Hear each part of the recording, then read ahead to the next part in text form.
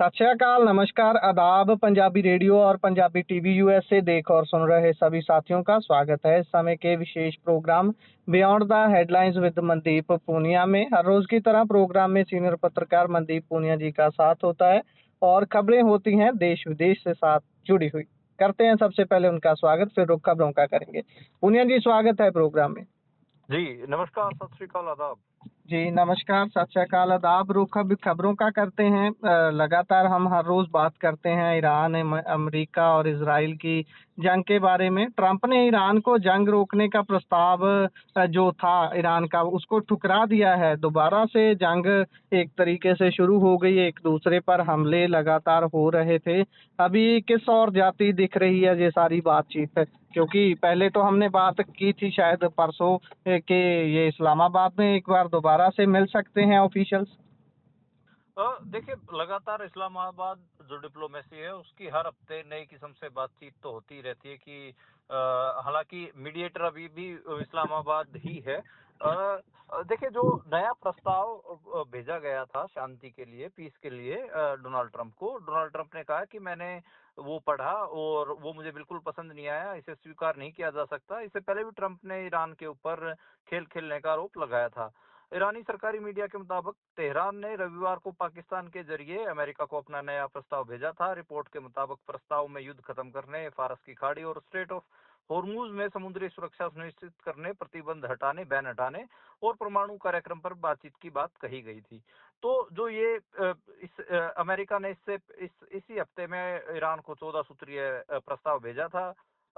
इसमें यही था कि ईरान को एक तो 12 साल तक यूरेनियम स्टॉक करना, यूरेनियम के ऊपर रोक लगानी होगी, और दूसरा तकरीबन उनके पास मौजूद 450 किलो 60% अनरीच्ड यूरेनियम अमेरिका को सौंपना होगा। तो ये बात थी, लेकिन खैर ईरान जिन चीजों की मांग कर रहा था उस पर अमेरिका उनके साथ डील में आगे नहीं बढ़ना चाहता। इसमें जो अमेरिका की तरफ से जो बैन लगाए गए हैं उनमें ढील देना हो, ईरान की फ्रीज की गई अरबों डॉलर की संपत्तियों को छोड़ने की बात हो, या ईरानी बंदरगाहों पर लगी जो अमेरिकी नेवी है उसकी नाकेबंदी हटानी हो, तो इनको लेकर अमेरिका अब तैयार नहीं है। देखिए, एक तो मैं कह रहा हूँ कि कम से कम 15 साल चाह रहा है अमेरिका की जो ईरान अपना न्यूक्लियर प्रोग्राम को मुलतवी करे, उसको 15 साल तक टाल दे। और इसके अलावा जो अनरीच्ड यूरेनियम है उसको लेकर अमेरिका बहुत ऐसे है कि अनरीच्ड यूरेनियम अमेरिका को वापस को सौंपा जाना चाहिए। खैर, यही है कि इसका जो अनरीच्ड यूरेनियम का इस्तेमाल, आपको पता है कि न्यूक्लियर पावर प्लांट जिसमें खासकर बिजली भी बनाई जा सकती है वो उसके लिए हो जाता है। और हालांकि मतलब 20% तक जो अनरीच्ड यूरेनियम होता है इसे हाई लेवल माना जाता है, लेकिन मतलब ये नहीं है कि सारे से ही हथियार बनता है, उसकी भी प्रोसेसिंग की बहुत सारी चीजें हैं। और 60% तक अनरीच्ड यूरेनियम ऐसा माना जाता है कि जो बहुत ज्यादा शुद्ध होता है और इससे नियर वेपन ग्रेड कहा जाता है, यानी जब बम बनाने के काफी जो नजदीक होता है उसको माना जाता है। और वेपन ग्रेड से तो बिल्कुल एटम बम बनाया जा सकता है, तो वेपन ग्रेड। तो इस सारे अनरीच्ड यूरेनियम को कहीं ना कहीं अमेरिका चाहता है। 24 घंटे में जब से डोनाल्ड ट्रंप ने ये बात कही है कि वो तेहरान के द्वारा जो प्रस्ताव भेजा गया है उससे सहमत नहीं है, तो आपको तेल की कीमतों में बड़ा उछाल देखने को मिला है। जो ब्रेंट क्रूड है वो लगातार उसमें आपको बढ़ोतरी दिखाई दी है। और लेबनान में इजरायली जो हमले हैं वो भी तेज हुए हैं। आप देखिए कि मेडिकल की जो स्टाफ है उसके ऊपर भी वो भी निशाने पे लिए गए हैं, और तकरीबन 40 लोगों की डेथ की खबरें आ रही हैं। और होर्मुज में भी तनाव आपको दिख ही रहा होगा। जो अमेरिकी नाकेबंदी है वो ये दावा कर रही है कि 65 जो जहाज है उन्होंने अपना रास्ता बदला है। और दूसरे देशों के जो जहाज हैं, दक्षिण कोरिया, कतर, इनके जहाजों के ऊपर हमले और रुकावटों की घटनाएं भी सामने आई रही हैं। ईरान कह रहा है कि होर्मुज में दखल दिया तो हम अमेरिका के ऊपर या फिर फ्रांस या ब्रिटेन, अमेरिका के ऊपर खासकर हम कड़ा जवाब देंगे। और ईरान ने जो अमेरिकी जो बैन है वो मानने वाले देशों को चेतावनी दी है कि हम होर्मुज में आपको दिक्कतें पैदा करेंगे।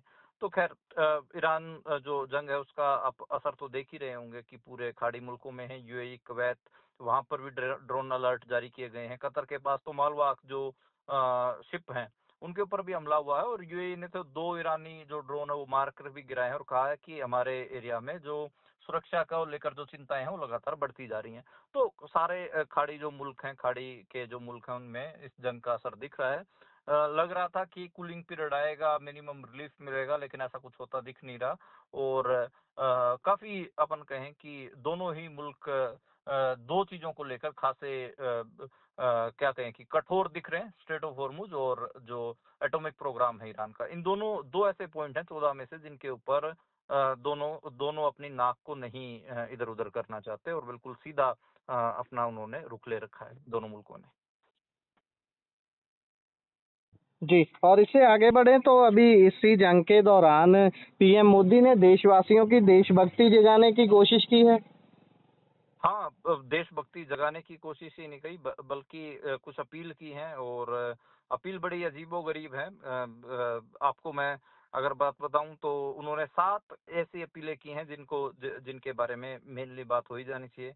उन्होंने कहा कि जो वेस्ट एशिया का जो संकट है, इस बीच में देशवासियों से सोना न खरीदने की अपील उन्होंने की। ये कहा कि विदेश यात्रा कम करिए, पेट्रोल का इस्तेमाल कम करिए, वर्क फ्रॉम होम करिए, उसकी अपील की है। खाना पकाने के तेल की कम खपत और जो फर्टिलाइजर्स हैं उनका कम उपयोग, ये सब उन्होंने कहा है। और ये सब उनको याद आया है जब जो 5 सूबों में चुनाव होने थे, वो चुनाव हो चुके हैं। उसके बाद उनको याद आया कि अच्छा, वेस्ट एशिया में युद्ध भी चल रहा है, इसलिए कोरोना जैसी, कह सकते हैं कोरोना में जिस हिसाब से उन्होंने लॉकडाउन लगाया था, जैसी अपील की थी, वैसी सी अपील कर रहे हैं। इसके बहुत सारे असर देखने को मिले हैं। वो नरेंद्र मोदी जो एक सिकंदराबाद में एक कल संडे को एक जनसभा संबोधित कर रहे थे, उसमें उन्होंने अपील की है और उन्होंने कहा कि हमें अपने कर्तव्यों को सर्वोपरि मानते हुए अपने देश के लिए कुछ संकल्प लेने का वक्त हमारे सामने है। उन्होंने मतलब काफी जो ये अपीलें हैं ये सोशल मीडिया पे वायरल भी हो रहे हैं, लोग तंज भी कस रहे हैं। इसका असर हमारे आप देखिए कि लगातार शेयर मार्केट के भी पड़ रहा है। भारत का जो अपन कहें कि विदेशी मुद्रा भंडारण है, वो भी रिकॉर्ड लोएस्ट लेवल पे है। मैं कई बार आपको बताता रहता हूँ अपने बुलेटिन में भी कि जो फॉरेन फंड है, लगातार जो फॉरेन इन्वेस्टर्स हैं वो पैसा निकाल रहे हैं शेयर मार्केट। आज शेयर मार्केट लहूलुहान भी दिखी, 2.5% के आसपास टूटी है। मतलब इवन जैसे सोना ना खरीदने की अपील की, तो जैसे एक कल्याण ज्वेलर्स और ये तनिष्क वाले जो हैं, टाइटन वगैरह, इनके तो 10-10% शेयर 10-10% इनमें गिरावट देखने को मिली है। तो पिछले 2.5 साल से, जब से आप देखिए, कहानी अलग अलग है। इसको अगर आप थोड़ा डिटेल में आप समझेंगे तो 2014 के बाद एक ग्लोबल स्टोरी बनाई गई थी कि मुल्क में स्टेबल सरकार है और उसकी वजह से बहुत सारे फॉरेन इन्वेस्टर्स भारत आए थे। और आपको दिखा था कि एक बुल रन जिसको बोलते हैं, बुल रन का मतलब ये होता है कि लगातार 4-5 साल जब मार्केट अपने लगातार उसमें ग्रोथ दिखे, तो वैसा वैसा था। लेकिन दिसंबर 2023 के बाद आप देखेंगे कि जो विदेशी निवेशक थे वो भारतीय मार्केट को छोड़ छोड़ के जाने लग गए और वो अपना पैसा उन्होंने निकालना शुरू कर दिया था। 4 जून जिस दिन रिजल्ट आए, 4 जून 2024, उस दिन भी बहुत लहूलुहान मार्केट दिखी और रिकॉर्ड निचले स्तर पर दर्ज की गई। पिछले 2-2.5 साल के अंदर आप देखेंगे, 2024 के बाद देखेंगे, 2 साल अगर अपन मान के चलें इस पूरे टाइम पीरियड में, तो आपको कोई ऐसी चीज ही नहीं दिखी जिसमें मतलब मार्केट ने अपने आप को कुछ फिक्स किया हो, कुछ स्टेबल करने की कोशिश की हो। बहुत बुरा हाल है। और कल जैसे उन्होंने स्पीच दिया तो आज उसका असर देखने को मिला और आज मार्केट बुरी तरीके से क्रैश कर रही है। और ये मंदी अब रियल एस्टेट में भी देखने को मिलेगी। भारत मंदी के कगार पे खड़ा है। क्या ये 2008 जैसी मंदी की आहट है? ये इस किस्म के सवाल उठने शुरू हो गए हैं। खैर, जो विपक्ष है वो तंज कस रहा है। राहुल गांधी ने तुरंत उसके ऊपर बयान दिया। उन्होंने कहा कि मोदी जी ने कल जनता से त्याग मांगे, सोना मत खरीदो, विदेश मत जाओ, पेट्रोल कम जलाओ, खाद और खाने का तेल कम इस्तेमाल करो, मेट्रो में चलो, घर में से काम करो। ये उपदेश नहीं, नाकामी के सबूत हैं। 12 साल से देश को इस मुकाम पर ला खड़ा किया गया है कि जनता को बताना पड़ रहा है कि क्या खरीदें, क्या ना खरीदें, कहाँ जाएं, कहाँ न जाएं। और मतलब आपके पास मैनेजमेंट नहीं बचा है और हर बार जिम्मेदारी जनता के ऊपर डाल देते हैं ताकि खुद जवाबदेही से बच निकले। देश चलाना है, अब कॉम्प्रोमाइज पीएम से के बस की बात नहीं है। तो खैर, जो विपक्ष है वो लगातार हमलावर दिख रहा है। समाजवादी पार्टी ने भी अपनी बात रखी। अखिलेश यादव ने कहा कि जब चुनाव खत्म होते ही संकट याद आ जाता है और उससे पहले कोई संकट नहीं था। डॉलर आसमान छू रहा है, डॉलर के मुकाबले जो रुपया है वो रिकॉर्ड निचले स्तर पर मौजूद है। और इतनी 5 ट्रिलियन डॉलर जो जुमलाई अर्थव्यवस्था थी, कि उसकी जो जुमला घड़ा जा रहा था कि 5 ट्रिलियन इकोनॉमी, वो अब पातालमुखी दिख रही है, मतलब पाताल में गर्त में जाती हुई दिख रही है। अहमदाबाद से गुवाहाटी तक, लखनऊ से गोरखपुर तक उन्होंने कहा कि इकोनॉमी का क्या हाल है, मजदूरों का क्या हाल है, वो सब लोगों को दिख रहा है। तो खैर मतलब हर जो विपक्षी पार्टी है वो इस समय हमलावर दिख रही है और लगातार नरेंद्र मोदी के ऊपर अपन कहें कि निशाने साध रही। अब इसमें देखो एक बात ये भी है, एक तरफ तो नरेंद्र मोदी की कथनी और करनी में कैसे फर्क है नरेंद्र मोदी की। एक तरफ तो वो अपील कर रहे हैं कि भाई देशवासी अपने घरों से ना निकलें, पेट्रोल बचाएं, कुकिंग ऑयल बचाएं, जो फर्टिलाइजर की कमी आएगी तो फर्टिलाइजर बचाएं, ठीक है। और सामूहिक त्याग की बात करें संकट के समय में। ऐसे भारत में पहले भी किया है, जब आप चाइना के साथ युद्ध हुआ था तो आप याद करिए 1965 में लाल बहादुर शास्त्री ने ये कहा था कि स्किप वन मील, दिन में खाने वाले भोजन का आप एक मील को स्किप करें। ऐसी त्याग की बातें पहले भी होती रही हैं भारत में, भारत गरीब देश रहा है। तो खैर, लेकिन अब इस पहले क्या था कि अगर त्याग की अपील की जाती तो उसको प्रधानमंत्री भी फॉलो करते थे। अगर बात करें कि लाल बहादुर शास्त्री ने अपील की थी तो उन्होंने उस बात को फॉलो किया। लेकिन नरेंद्र मोदी एक तरफ तो कह रहे कि पेट्रोल बचाएं, दूसरी तरफ वो बड़ी बड़ी जो क्या कहें कि राजनीतिक रैलियां कर रहे हैं। आप देखेंगे तो उन्होंने भव्य रोड शो इस बीच किया और लगातार एक तरफ मतलब आप इतनी बड़ी बड़ी रैलियां, इतने बड़े बड़े रोड शो कर रहे हैं, आपके रोड शो में मतलब सैकड़ों गाड़ियां होती हैं, उतने बड़े काफिले होते हैं, तो वो सरेआम पेट्रोल फूक रहे हैं, ईंधन को फूक रहे हैं। तो फिर इसका इतना खर्चीला आपको रोड शो करने की क्या जरूरत है। तो और एक तरफ आप कह रहे हैं कि और कल हेमंत बिस्व शर्मा का असम में शपथ ग्रहण समारोह, उस दिन भी कल भी ये खूब सारा खर्चा करेंगे। खुद तो ये खर्चों में कोई कटौती नहीं कर रहे, बड़े बड़े रोड शो करते घूम रहे हैं, महंगी महंगी एसयूवीज में पेट्रोल फूकते फिर रहे हैं, और दूसरी तरफ लोगों को बोल रहे हैं कि आप अपने घरों में रह के ही काम करें, वर्क फ्रॉम होम करें और पेट्रोल बचाएं और डीजल बचाएं। ये सब अपीलें कर रही हैं। खैर, अब लोग ये भी अनुमान लगा रहे हैं कि पेट्रोल डीजल की कीमतें बढ़ेंगी, क्योंकि पांचों राज्यों में चुनाव हो चुके हैं, संकट तो सभी को दिख ही रहा है। तो खैर, लोगों ने, खासकर किसानों ने डीजल स्टॉक करना शुरू कर दिया है। जून का जो महीना होता है, जून के फर्स्ट वीक से ही जीरी लगनी शुरू हो जाती है, धान की फसलें लगनी शुरू हो जाती हैं। तो आज मैंने मेरे गांव में भी जब मैंने संपर्क किया तो जो मेरे चाचा ताऊओं के जो बच्चे थे वो हजार लीटर के ड्राम लेके ट्रैक्टरों में लेके और डीजल लेने पहुंचे हुए थे। उन्होंने कहा कि भाई अगले महीने से तो बिजाई शुरू होनी है और खेतों में ट्रैक्टर का काम रहेगा, तो डीजल भी फूकेगा, और अब डीजल ये बढ़ाने वाला है। तो खैर, जो पैनिक है उनके स्टेटमेंट का, नरेंद्र मोदी के स्टेटमेंट का, वो साफ लोगों में दिख रहा है। जी। और इससे अगर आगे हम बात करें तो वेस्ट बंगाल की बात करते हैं। टीएमसी ने आखिरकार तैयारी की और सुप्रीम कोर्ट का रुख किया है 31 सीटों के रिजल्ट को चैलेंज करते हुए। देखिए, बिल्कुल एसआईआर में जितने वोट कटे हैं उनसे कम जो मार्जिन है वो 31 सीटों पे रहा है।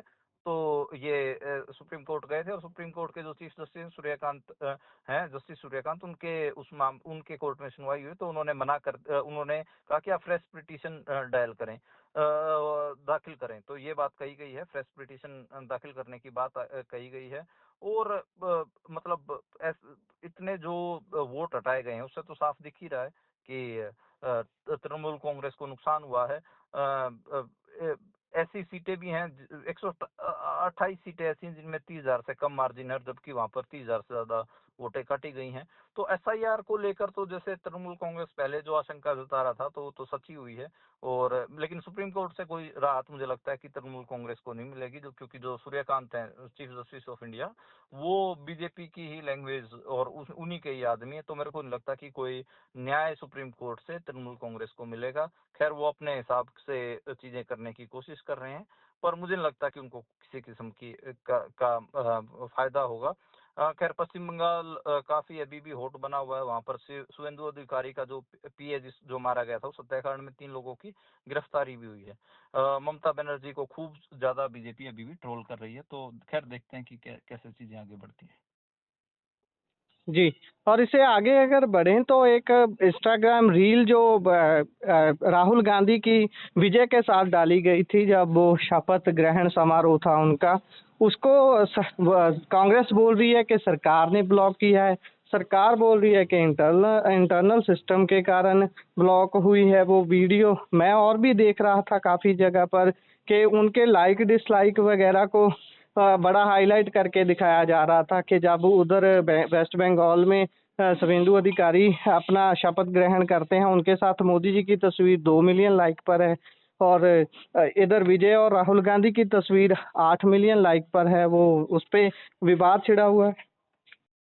देखो 1 घंटे के अंदर ही 8 मिलियन जो व्यूज उस रील के हो गए थे और उसके बाद कांग्रेस ने दावा किया कि इतने ज्यादा व्यूज हुए हमारे, और मतलब 1.25 करोड़ के आसपास 1 घंटे के अंदर व्यूज हो गए थे और 8 मिलियन 80 लाख लोगों ने लाइक किया था। ये सारी कहानी थी। लेकिन आप देखें कि तुरंत ही उसको डिलीट कर दिया गया और जब बाद में जो तस्वीरें वायरल हुई उसमें तो 4.5 करोड़ तक लोगों ने उसकी रीच हो गई थी। खैर मंत्रालय सफाई दे रहा है कि हमारा इससे कोई लेना देना नहीं है, तो इंटरनल जो कमियां हैं इंस्टाग्राम की उसकी वजह से हुआ, इंटरनल सिस्टम की गलती है और हमने इस पे ऐसा कुछ नहीं किया। तो सरकार तो हाथ खड़े कर रही है, लेकिन सही कहा आपने कि अब सोशल मीडिया पे दिख ही रहा है कि राहुल गांधी का जो कंटेंट है या फिर विपक्षी पार्टियों के जो कंटेंट है उसको उनको रोका ही जा रहा है। पहले पत्रकारों को रोका जा रहा था, अब खैर जो आंच है वो धीरे धीरे पॉलिटिकल पार्टियां, जो अपोजिशन की पॉलिटिकल पार्टियां, उन तक पहुंच रही है। जी, बिल्कुल, बिल्कुल। और इससे अगर हम आगे बढ़ें तो उधर 2025-26 में मनरेगा कार्य दिवस में गिरावट आई है। हाँ, मतलब 2025-26 में जो मनरेगा के लिए जो मजदूरों को जो दिहाड़ी दी जानी थी उनमें उन दिनों में कमी आई है। वैसे तो 100 दिन के काम देने की बात आती है कि 100 दिन का काम परिवारों को दिया जाता है, जो ग्रामीण मजदूर होते हैं उनको दिया जाता है, लेकिन उनमें लगातार गिरावट देखी गई और जो परिवारों की जो संख्या है वो भी घटी। 37 लाख पहले परिवार जुड़े होते थे, अब की बार सिर्फ 22 लाख परिवार इसमें देखने को मिले 2025। तो 40% जो गरीब परिवार थे उनको, उनका भी मनरेगा से हटाया गया। पहला तो यही है।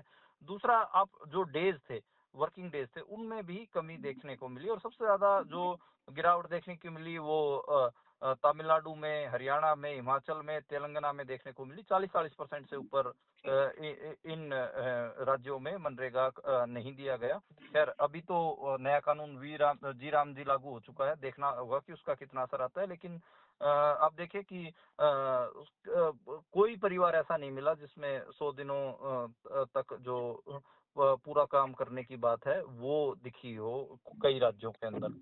मतलब मनरेगा को एक हिसाब से ये चौपटी कर रहे हैं, तो उसका नए कानून का सहारा लगा लीजिए या पुराने कानून का लगा लीजिए, ये मनरेगा को तो मेरे हिसाब से चौपटी कर देंगे। जी। और इससे अगर आगे बढ़े हम तो उधर बंगाल से खबर है कि एसआईआर के स्पेशल रूल ऑब्जर्वर रहे व्यक्ति को, अधिकारी को सीएम बने शुभेंदु अधिकारी के सलाहकार के तौर पर नियुक्त कर दिया गया है। हाँ, थोड़ा हमें भी अटपटा लगा और इस पे क्या ही कहा जाए कि एक ऐसा रिटायर्ड आईएएस ऑफिसर जिसको आपने जिसका इस्तेमाल आपने चुनाव के दौरान किया, और चुनाव के दौरान मतलब उसको एसआईआर का स्पेशल रोल ऑब्जर्वर बना रखा था, यानी कि जो एसआईआर आप कर रहे थे, जो वहां पर चुनाव आयोग कर रहा था, उसमें वो एक अहम भूमिका में था। उसी को ही जैसे चुनाव खत्म हुए उसी को ही फिर आपने अपने मुख्यमंत्री जो नए बने हैं उसका सलाहकार नियुक्त कर दिया। तो इट मीन्स कुछ तो गड़बड़ है ही। मतलब जो चुनाव आयोग जो काम कर रहा था उसमें भी अहम भूमिका में वो अफसर था, और चुनाव होने के बाद जब सरकार बन गई तो आपने उसको रिवार्ड ही दे दिया क्योंकि उसने आपके हक में काम किया। तो खैर बड़ा पेचीदा मामला है और अभी भी 27 लाख वोटर्स अपने फैसले का इंतजार कर रहे हैं। उनकी वोटों का अभी तक फैसला नहीं हुआ और 91 लाख जो वोटर थे उनके नाम हटाए गए थे, तो 27 लाख तो अभी भी अटका रखे हैं इन्होंने। खैर ऐसे अफसरों को ये मतलब सम्मानित तो करते ही हैं कि भाई ठीक है, तुमने हमारे लिए काम किया, अब हम तुम्हें एक बढ़िया पद देते हैं। तो खैर, और ये जो अफसर हैं ये रिटायर्ड हो चुके हैं, आपको मैं बताऊं, सुब्रता गुप्ता नाम के अफसर हैं आईएएस। तो अब उनको दोबारा से सीएम का सलाहकार नियुक्त कर दिया गया है, क्योंकि जो चुनाव आयोग के जब वो ऑब्जर्वर थे तो उन्होंने पूरी मदद की बीजेपी की। जी, जी। और इससे अगर आगे बढ़े तो बात करें नीति आयोग की। सामने आई है एक रिपोर्ट की जो बता रही है कि 10 में से 4 बच्चे उच्च मध्यम शिक्षा पूरी भी नहीं कर पाते और बीच में स्कूल छोड़ रहे हैं। हाँ, ये जो रिपोर्ट है ये मुझे भी काफ़ी अटपटी लगी और एकदम से चुभी भी। लेकिन ये सच है, स्कूली शिक्षा को लेकर ये बात आई है कि जो जो सीनियर सेकेंडरी होती है उसके लिए बच्चे नहीं जाते हैं। 10 में से जो 4 बच्चे हैं वो स्कूल छोड़ देते हैं। इसमें देखिए अलग-अलग किस्म के इसमें चीज़ें हैं। इसमें जो सबसे ज़्यादा भयानक है इसमें बात है, वो यही है कि ये जो बच्चे हैं ये सारे गरीबों के बच्चे हैं और स्कूलों में जिन स्कूलों में पढ़ रहे हैं वहाँ बिजली, पानी, शौचालय तक की भी ठीक व्यवस्था नहीं है। तो इस रिपोर्ट में सारी चीज़ें हैं और इसमें शार्प पिरामिड एक बात रखी गई है कि एकदम से इतने जो बच्चे हैं 10 में से 4 का मतलब ये है कि 100 में से 40 बच्चे एकदम से स्कूल छोड़ देते हैं। वो अपनी 12वीं तक की पढ़ाई भी पूरी नहीं करते।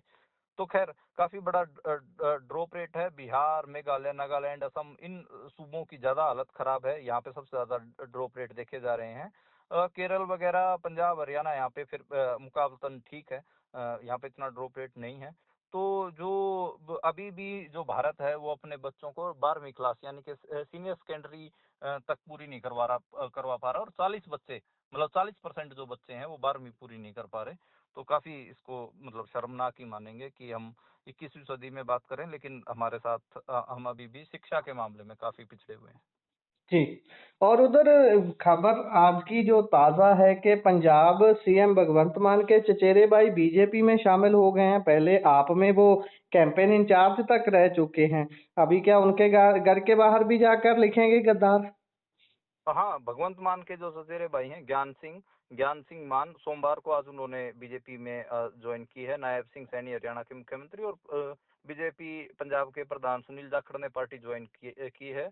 वो लोकसभा और विधानसभा चुनाव में आम आदमी पार्टी के कैंपेन इंचार्ज रहे हैं। सतोज गांव के रहने वाले ज्ञान सिंह मान 2012 से ही वो आप देखेंगे कि आम आदमी पार्टी से जुड़े हुए हैं और काफ़ी मतलब उनको चाहे भगवंत मान का जो चुनावी कार्यालय था उसमें भी उनको इंचार्ज बना रखा था और मालवा में काफ़ी उनको ऐसे सक्रिय रखा जाता था लेकिन अब वो मतलब भाग गए हैं। तो खैर बीजेपी के ऊपर आरोप लग रहे थे कि भाई ईडी से ये सार सबको काबू कर रहे हैं। तो पता नहीं कौन सी ईडी की जांच शुरू हुई कि उनके चचेरे भाई पतली गली से निकल रहे। ये ना हो कि चुनाव से पहले मुख्यमंत्री साहब खुद पतली गली से निकल जाएं। तो पता नहीं क्या होगा क्या नहीं। हालांकि जो पंजाब बीजेपी के प्रधान है सुनील जाखड़ उन्होंने कह दिया कि ईडी की रेड नहीं रुकेंगी, सबका हिसाब किताब होगा। तो खैर तो मतलब अब यही है कि भगवंत मान के बराबर वाला घर है वहां पर बीजेपी का झंडा लहरेगा और खुद जो ईडी के ऊपर तो आरोप लगा रहे हैं लेकिन बीजेपी वाले कह रहे हैं कि पंजाब जो है पंजाब सरकार भी अपनी जो पुलिस है और एजेंसी है उनका गलत इस्तेमाल कर रही है। तो और जाखड़ तो काफी कॉन्फिडेंट दिखे आज जो ज्वाइनिंग हो रही थी। उन्होंने ये तक कहा कि पंजाब में बंगाल जैसा हाल होगा और आम आदमी पार्टी का और बंगाल की तरह ही पंजाब में बीजेपी सरकार बनाएगी। तो उन्होंने ये बात कही है और काफी मतलब इसको लेकर चर्चा है। आपने सही कहा कि अब ज्ञान सिंह मान के घर के ऊपर भी गद्दार लिखा जाएगा या नहीं ये भी देखना होगा। पर समझ नहीं आता कि क्या ये मतलब सरीखेबाजी कहें या क्या कहें कुछ समझ नहीं आ रहा। पर काफी इसको लेकर आज चर्चाएं पूरे दिन बनी रही। जी, बिल्कुल, बिल्कुल। और एक और भी हैरान करने वाली खबर है पंजाब की ही। पंजाब पुलिस के एक एएसआई ने ₹500 में चिट्टा खरीदा। वीडियो सामने आई है। हाँ, इस खबर को पढ़ के हमें भी काफी हैरानी हुई और देख के कि कैसे जो पंजाब है पंजाब में एक तरफ तो ये तस्वीर पेश करते हैं कि यहाँ पर हमने नशे के खिलाफ महायुद्ध छेड़ा और हमने नशा खत्म कर दिया। दूसरी तरफ आप देखें कि जो पंजाब पुलिस का एएसआई है वो खुद चिट्टा खरीदते हुए दिखाई दिया ₹500 का और वो अबोर का ये मामला है।